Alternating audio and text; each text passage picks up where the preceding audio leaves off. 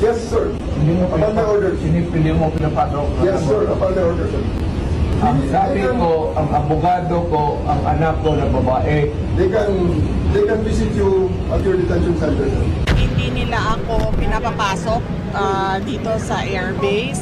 Nakiusap ako kung pwedeng makausap ko personal si former President Rodrigo Duterte para mabigyan ko siya ng instructions, and then makabigay din siya ng instructions sa si General Marbil daw ang in charge ng buong Villamor Military Airbase.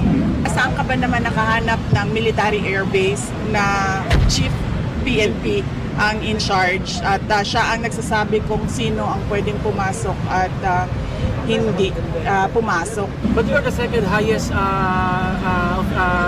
official dito sa ating bansa, pero parang pamumulitin ka ba ito sa tingin niyo? Alright, oo.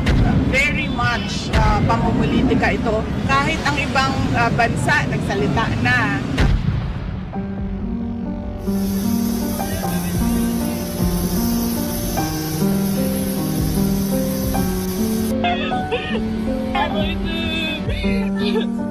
Mamiss ka namin.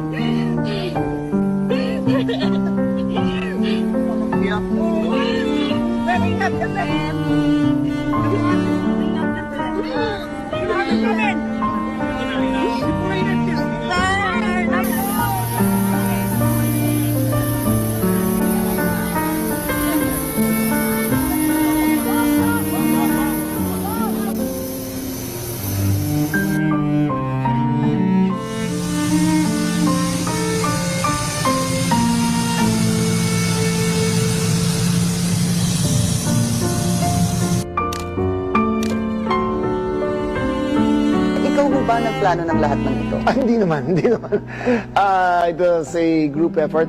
Secretary Chidoro was there, Secretary Anyong was there too, and the President and I.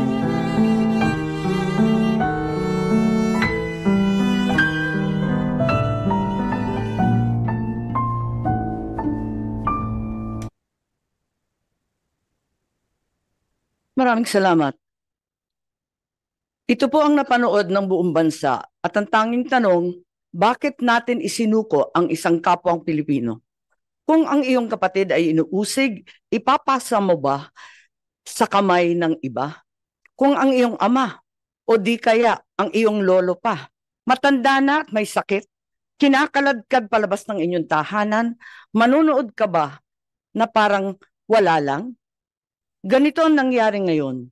Isinuko natin si Rodrigo Roa Duterte sa dayuhan na para bang wala siyang sariling bayan, na para bang hindi na natin kayang humusga sa sarili nating tahanan. Here we are watching as a fellow Filipino, a leader, a father, a grandfather, a man who served this country is taken not by his own people, but by outsiders who claim the right to judge him. Sabi nila, batas ang dapat manaig. Tama. But whose law? Ours or theirs? Since when did the Philippines become a province of The Hague? Kung kaya nilo itong gawin sa isang dating pangulo, sino na lang ang susunod? If they can march into our house and take one of our own, what stops them from doing it again and again? To you, to me, to any of us. What protection can we guarantee our OFWs eking out a living overseas? This is bigger than Duterte. This is about our dignity as Filipinos. Ngayon pa lang ito nangyari sa buong kasaysayan ng Pilipinas. Pero paano kung mauulit? Paano kung sa susunod, ibang Pilipino naman ang kinaladkad papalabas? The Senate will seek answers, and if there is indeed wrongdoing, we will make certain to put up safeguards so this never happens again. We are not here to fight, least of all, to fight each other. We are here to find the truth, because a country that does not demand answers will always be at the mercy of those who dictate the questions. Ang hustisyang ipinapataw ng dayuhan ay hindi hustisya. Ito ay pang-aalipin. Ito ay pagkontrol. At mga kababayan ko, hindi tayo alipin. Tayo ay Pilipino. At kung Pilipino ka, hindi mo kailanman isusuko ang iyong kapwang Pilipino. Hindi mo isusuko ang iyong pagiging Pilipino. We call on Senator Bongo, who also has a preliminary statement.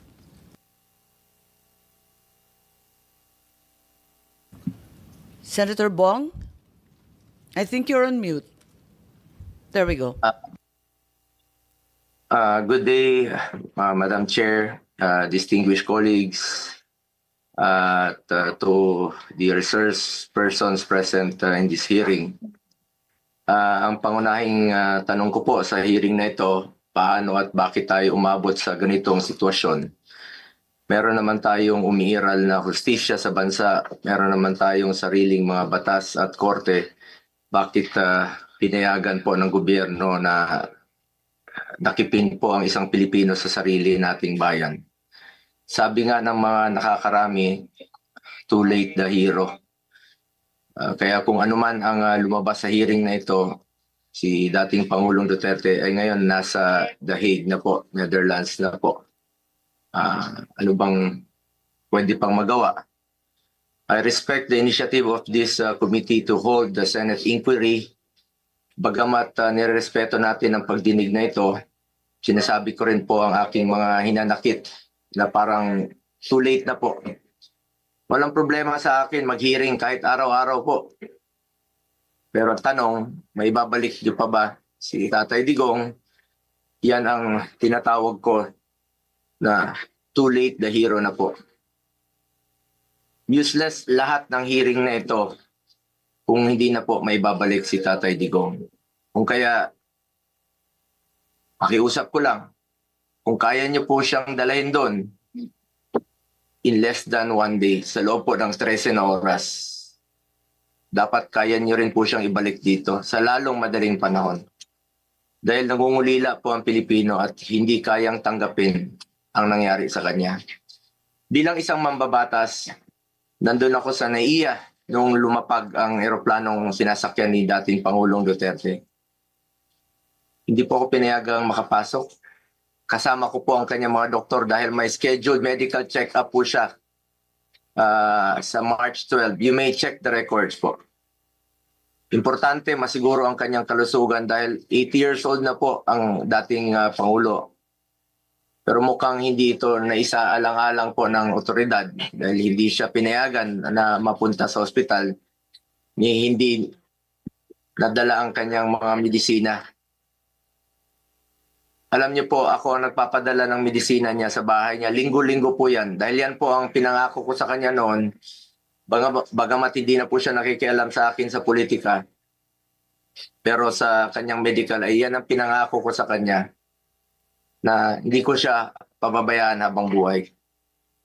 27 po ang kanyang gamot. Sana po ay maibigay rin ang kinakailangang gamot at medical attention sa kanya habang nasa ibang bansa. Dahil karapatan naman po ito ng bawat tao. Constitutional right po natin yan. Sanay po siya na merong nurse, sanay po siya na may doktor na nag-aasikaso sa kanya. Naikwento nga sa akin ni Atty. Mejaldea na noong unang bumisita siya sa detention cell ay nakapaa siya dahil hindi po na naipasok ang kanyang mga gamit. Alam niyo, hirap na nga siya mag-medyas. Hindi na niya kayang mag-medyas mag-isa. At ngayon, it took Atty. Mejaldea several days bago maipasok yung mga kagamitan na kailangan ni Tatay Digong. Mahirap talagang kanyang sitwasyon ngayon na nakadetain. Sa unang pagharap ni dating Pangulong Duterte sa ICC, napansin natin iba po ang kanyang pananalita. Marahil ito ang estado ng kanyang kalusugan. Sa totoo lang po, several times na po naobserbahan ko yan noon. Yung kanyang pananalita, ganun yan. Pag hindi po naibibigay sa kanya yung saktong medisina na dapat niyang inumin. Marami na pong karamdaman si Tatay Digong. Sino ba namang 80 years old na walang gamot na iniinom at walang karamdaman? Yun po ang aking kinakatakot sa ngayon, ang kanyang kalusugan at ang kanyang kaligtasan. Kaya hindi ko po maintindihan bakit hindi pinayagan ng mga pulis ang doktor na makita siya. Okay na po ako, hindi niyo po ako pinapasok. Ilang beses po akong nakiusap. Pwede ba akong pumasok, sumunod? Pinababa nga ako sa sasakyan eh. Hindi po ako pinapasok doon sa Villamor Air Base.